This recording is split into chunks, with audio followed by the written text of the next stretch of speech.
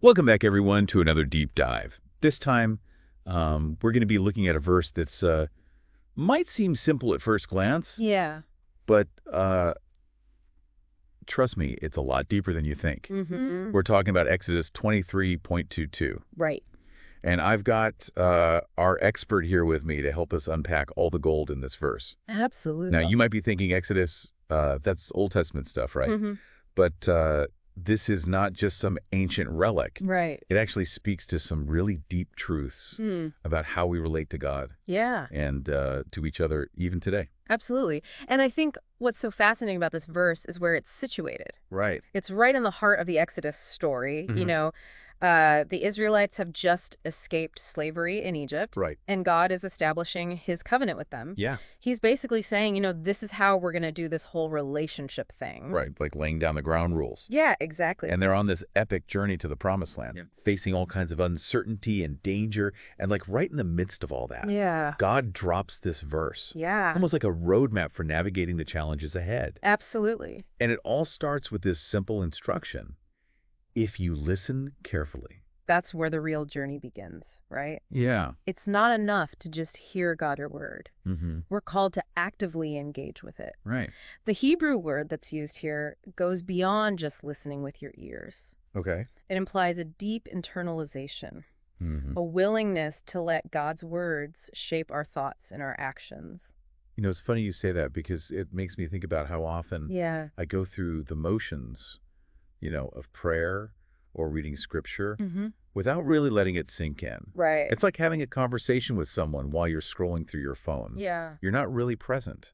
Not at all. And I think that's where we miss out on so much of the richness and depth Right. of our relationship with God when we approach his word with that kind of distracted listening. It just becomes another item on our to-do list rather than a transformative encounter. So we're talking about something way more than just checking off a box. Right. It's about cultivating a posture of attentiveness to God's voice. And am I hearing you right? Yeah. To the people around us as well. Absolutely. That same principle of active listening applies to our human relationships. Right.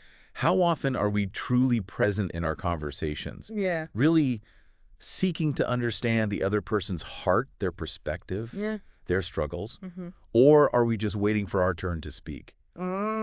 Formulating our response before they've even finished their thought. That one hit close to home, I gotta say. Yeah. I know I'm guilty of that sometimes, especially Yeah. in those heated debates, where you're so focused on proving your point that you completely miss what the other person is trying to say. Yeah. And that's where things break down, isn't it? Yeah. When we fail to truly listen, to empathize, Right. to see the world through another person's eyes. It creates division, misunderstanding. Right. And ultimately a breakdown in relationship. So I wonder, is that part of what God is getting at in this verse? Is he setting the stage for how his people are supposed to interact with each other? That's a brilliant insight, and it ties into the next part of the verse. Okay. And do all that I say. Obedience. Obedience. Yeah, now I know that word. Yeah. Can sometimes trigger negative connotations for people. Not the most fun word. No, not really, like blind rule following or Right. being forced to do things we don't want to do.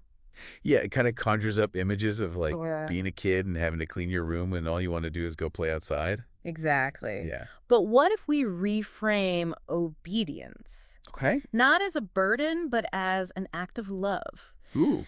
Don Baker, who we're drawing a lot of insight from in this deep dive, Right. describes obedience as a love language.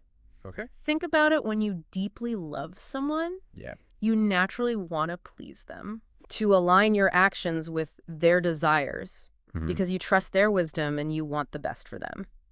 Okay, now that's an interesting twist. Yeah. So it's like, if my best friend asks me to help them move, I might grumble about it. Yeah. But deep down, I'm doing it because I care about them and I want to support them. Exactly. So is that what we're talking about here? Yeah. Obedience to God as a way of expressing our love for him. Precisely. It's not about blindly following rules out of fear, Right. but about choosing to align our lives with God's purpose. Because we trust him, we love him, Yeah. and we believe that his way is ultimately the best way. It's like moving from a transactional relationship Yes. to one based on love and trust. Exactly. And when you put it that way, obedience suddenly doesn't seem so daunting. Right. In fact, it starts to feel like a privilege, Yeah. a way of participating in something much bigger than ourselves. And that brings us to the most exhilarating part of this verse, Right. where God kind of throws down the gauntlet, so to speak. Right. He says, I will be an enemy to your enemies and will oppose those who oppose you. Wow. Talk about powerful imagery. Yeah. We're talking about God stepping onto the battlefield as a divine warrior, Right. actively fighting on behalf of his people. Now, that's the kind of backup you want in your corner. Absolutely. But I gotta admit, this part always makes me wonder, Yeah. are we talking about literal enemies here? Mm-hmm. Like armies and battles? Right. Or is there a deeper, more metaphorical layer to this? That's where things get really intriguing. Okay. While God certainly demonstrated his power in physical battles throughout history, I think this verse has profound implications for our spiritual lives as well. Right. We all face enemies, you know? Yeah. Those inner demons that try to drag us down, Yeah. the anxieties, the negative thoughts, Right. the temptations that pull us away from God's best for us. You mean like that voice in my head that tells me I'm not good enough? It- Or that I'll never achieve my dreams? Yeah.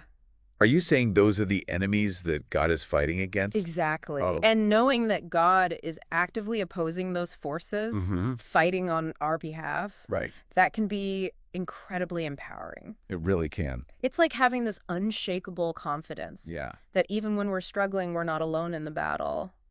That's a game changer. It is. It's like knowing you have the best bodyguard in the world watching your back, Mm-hmm. even when you can't see him. Exactly. But I'm curious, how does all this ancient battlefield imagery apply to our everyday lives? I mean, I don't exactly have chariots and swords lying around. That's where we need to dig a little deeper, and that's what we'll do next. All right, I'm ready. Let's do it. Stay with us. So we left off talking about God as our defender, this divine warrior. But I'm still trying to wrap my head around, like, how that actually plays out, you know? Right. In my day-to-day life, I mean, I'm not exactly facing down Goliath here. That's a great question. It's easy to get caught up in the epic battles of the Bible Right. and miss how this applies to our own personal struggles. Right. But think about it. You mentioned, those negative thoughts, Yeah. self-doubt. Yeah. Those are attacks too. Right. They might not be physical, but they can be just as debilitating. Yeah, those thoughts can really paralyze you sometimes. Absolutely. It's like they're trying to keep you from stepping into your full potential, your God-given purpose. Exactly. Ah, And that's where understanding God as our defender gets really powerful. right. Exodus 23.22 reminds us that we're not alone in those battles. Mm. God is actively opposing those forces that seek to diminish us, Right. to hold us back from the abundant life he has for us.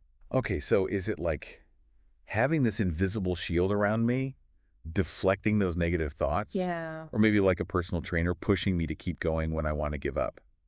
I love those analogies. Yeah. It's about having that unwavering assurance Right. that even when we feel weak, God's strength is there to uphold us. Mm-hmm. His protection might not always look like we expect it to. It Mhm. might not be some dramatic last-minute rescue. So it's not about expecting God to swoop in and like magically fix all our problems. Right. I'll admit I've fallen into that trap a few times. It's a common misconception. Yeah.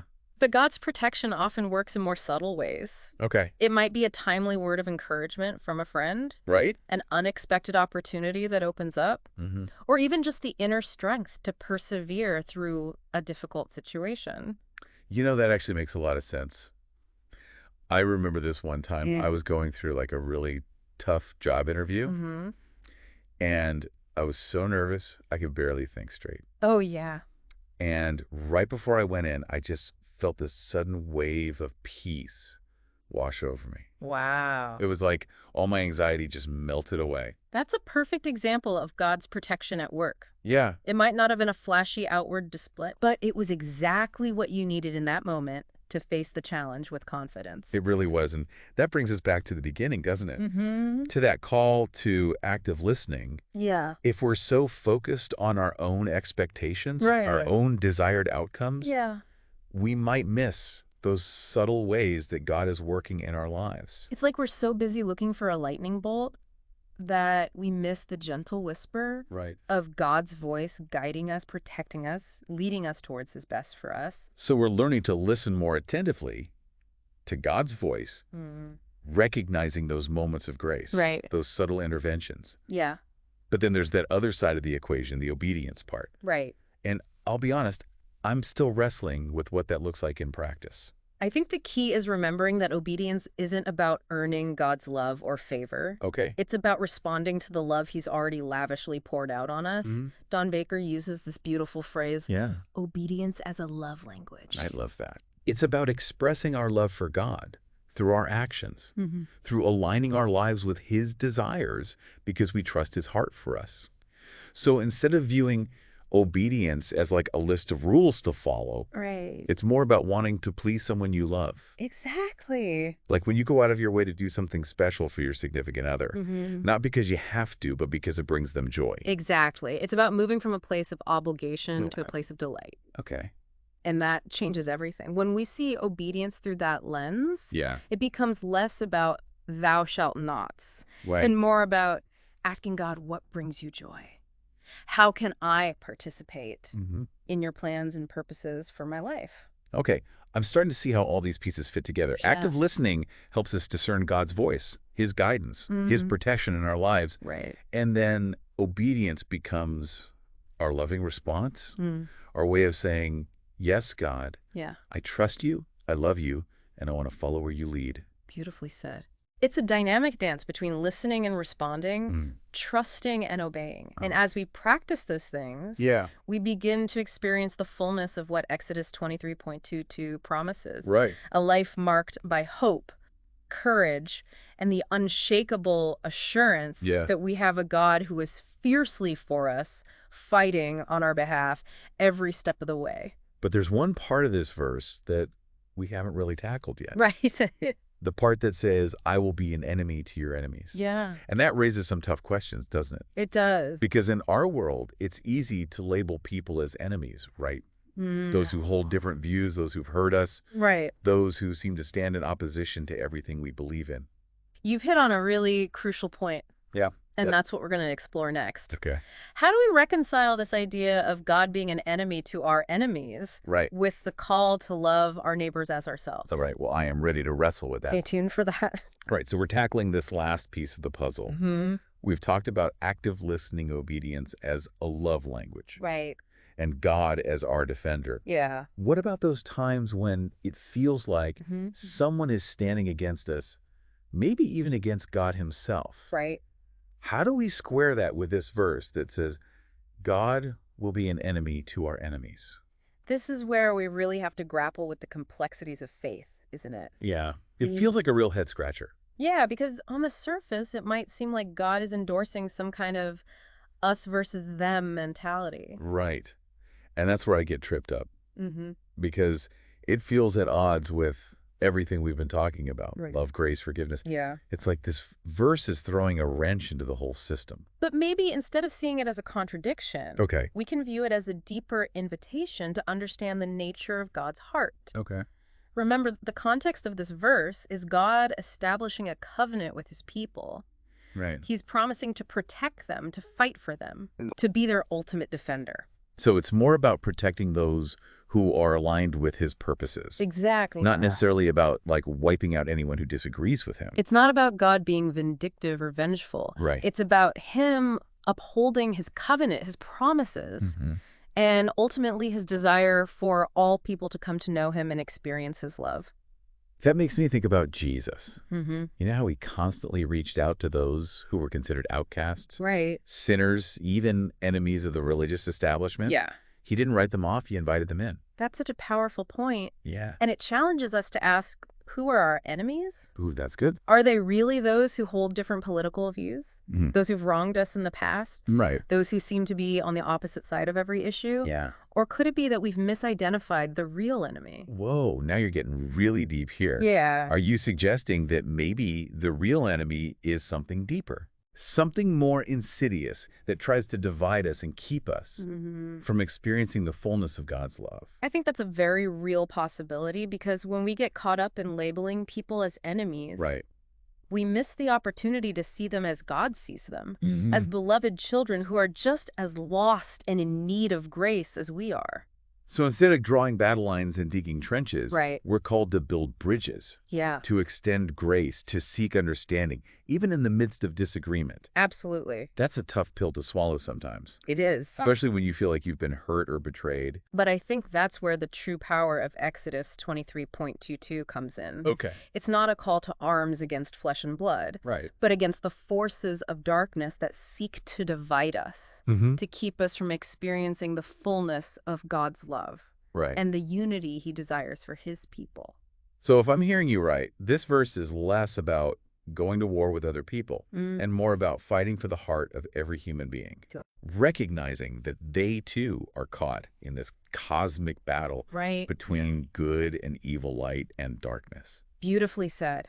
And that brings us full circle to where we began, Okay. that call to active listening. Right. If we want to be agents of reconciliation, agents of God's love and grace in the world, we have to start by truly listening to each other, Right. seeking to understand even when it's difficult, Yeah. even when it challenges our preconceived notions. Because maybe, just maybe, in those moments of genuine dialogue, those heart-to-heart conversations where we lay down our weapons Right. and choose to listen with empathy and compassion, Yeah. we'll discover that the enemy isn't who we thought it was. Exactly. And we'll find ourselves fighting side by side, not against each other, but for the hope, the healing, and the restoration that only God can bring. That's a powerful image to end on, and I think it captures the essence of what Exodus 23.22 is inviting us into. It's a call to be warriors of love, ambassadors of grace, and agents of reconciliation in a world that desperately needs to experience the unifying power of God's love. Well, I don't know about you, but my mind is swirling with all these new insights. Yeah. This verse that seems so simple at first glance has turned out to be a bottomless well of wisdom. Absolutely. And I have a feeling I'll be unpacking its layers for years to come. Me too. Thanks for joining us on this deep dive into Exodus 23.22. It's been a privilege to explore these profound truths with you. And we hope you'll join us again next time for another deep dive into God's Word. Until then, may this deep dive spark continued reflection and inspire you to live out the message of hope, courage, and love found in Exodus 23.22.